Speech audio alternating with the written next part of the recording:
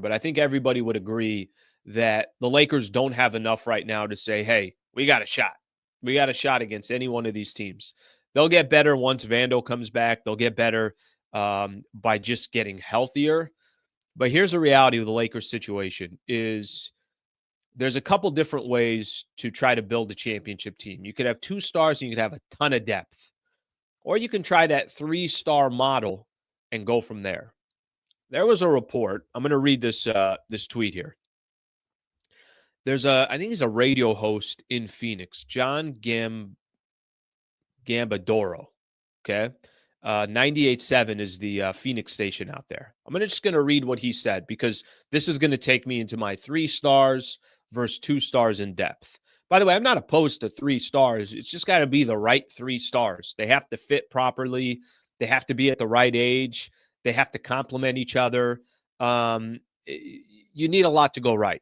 But let me just read what he said here. As for Bradley Beal, the no trade looms large. There's been some rumors that Bradley Beal might get traded and that the Phoenix Suns might want to try to move off of him. Now, I don't know if they're going to be able to do so. I know I'll tell you about his contract in just a second. But here's what they said about Bradley Beal. This is what John said. John Gambadoro. He could have went to Milwaukee before he ended up in Phoenix, but that was turned down because he has his no-trade clause. Have heard he would waive the no-trade clause for L.A., Miami, Denver, but I do believe there are a few other teams that he would ultimately decide to work for. So that's a tweet that came out yesterday, which obviously proposed the question of, would the Lakers, would they actually consider trading for Bradley Beal? I'll just give my opinion on this, and you guys can feel free to do so as well, and we'll talk to Jovan about it when he comes on as well. I want nothing to do with Bradley Beal. I want nothing to do with him. And it's not that Bradley Beal is an awful player. I just don't think the Lakers, who would have to match salary. Now, that's the other thing to pay attention to, what his salary looks like. And I think the only way that this could happen would have to be a 3-team deal. It would be very complicated. Let's put it that way. Here's what Bradley Beal is making. This year, he's making 50. Next year, he's making 53. And the following year, he's making $57 million. There's a reason why the Phoenix Suns, who tried going with the 3-star, we can make it happen with 3 stars or whatever the case is, they linked up Kevin Durant, Bradley Beal, and Devin Booker together. It clearly isn't working. You go look at the Phoenix Suns. Have they had some injuries? They have, but look where Phoenix is. They're 16-18, and if the playoffs/play-in started today, they wouldn't even be good enough to make the play-in tournament. Do I think the Lakers are going to go out there and try to be aggressive to go get Bradley Beal? Personally, I don't. But I also, I know that sometimes the franchise can get attracted by stars. And, we saw it obviously with Russell Westbrook. Now, that obviously wasn't a good fit. Bradley Beal, a completely different player. But the last thing I want to see the Lakers do, and I'm looking at this more from a big picture. Do you think Bradley Beal and Anthony Davis is a good duo, is a good combination for the Lakers to potentially make some real noise?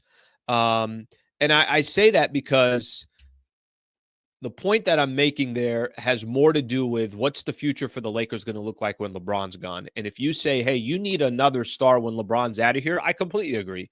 There's no team in the NBA that's legitimately competing that doesn't have 2 stars. Now you can maybe make the case, well, okay, the Thunder's got Shai Gilgeous. Who's the other star? There's a lot of young players after that. The point that I'm making is that at the end of the day, the Lakers clearly, they're going to need more talent once LeBron is gone. Do you want that person to be Bradley Beal? Do you want that person to be Bradley Beal for 50 this year, 53 next year, 57 the fall? I mean, hell, if that's the case and you want to go after another star, go after Brandon Ingram. Go after a player that's at least younger, that plays both sides of the floor, is a wing in today's NBA that can be critical on both sides of the ball. And I'm not even telling you that that's a good idea. I'm just saying that the concept and the idea that Bradley Beal would waive his no trade clause to be a Los Angeles Laker, no, thank you. No, thank you from my perspective. Again, that doesn't mean that the Lakers don't trade for Bradley Beal and they're good and they're going to go compete for a championship. I don't think they have enough talent. One of the things that we'll talk about with Jovan when he comes on, and I know this was a part of one of his pods recently.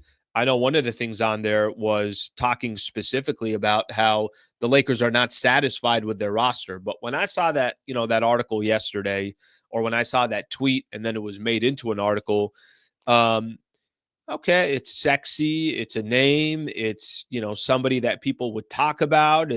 There are things that are structured towards that where you're like, oh, okay, hey, would that make sense? Would that be interesting? But instantly for me, you could see what's going on in Phoenix. Doesn't mean it's going to be the same thing with the Lakers, but you could see what's going on in Phoenix.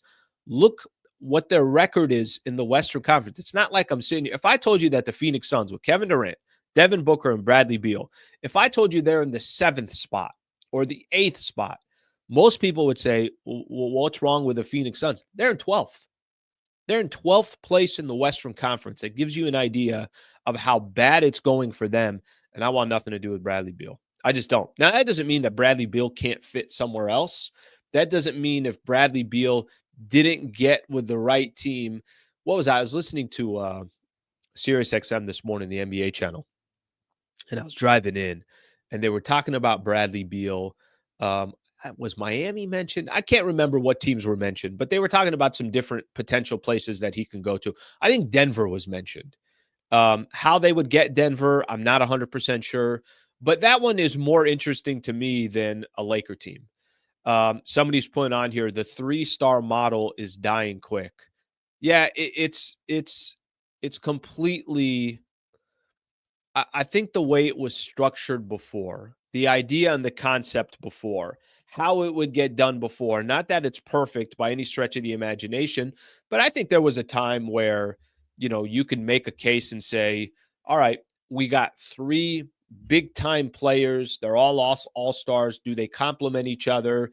Does that model work? I'll use Boston as an example. Boston doesn't have 3 stars, but damn, do they not have 6 amazing players that are on that team?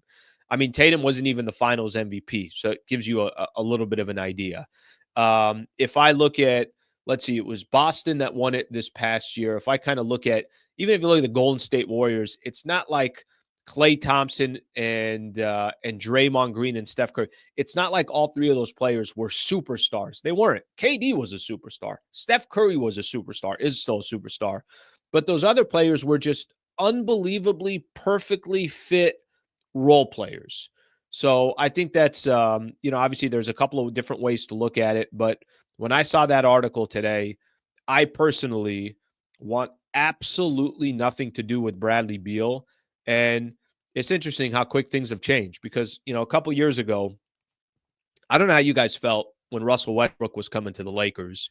I didn't have a problem with it. I didn't. If you want me to be completely honest with you, I didn't. I thought, okay, well, if LeBron wants it, then certainly there must be something going on here.